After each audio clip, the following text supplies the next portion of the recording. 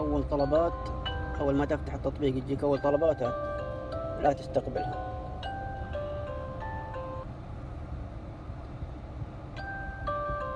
شايف هذا بعيد، مسافة تقريبا 8 كيلو.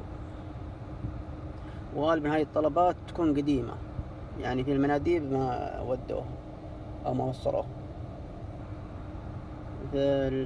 جاهز، انتبهوا من الطلبات. أول ما تفتح التطبيق انتبه من الطلبات.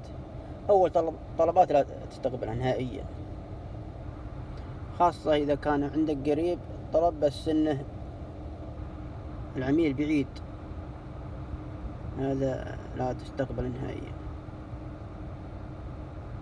لأن المناديب يتجاهلون هذا الطلب، فجاء عليك بعدين يحملونك الطلب.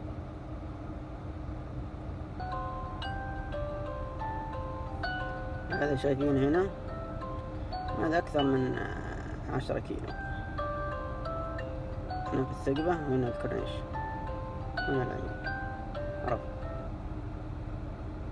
عشان كذا لا تورط نفسك مع أي طلب يكون بعيد عنك، اختار اللي يكون قريبة منك. وأول طلبات من تفتح التطبيق لا تستلمها.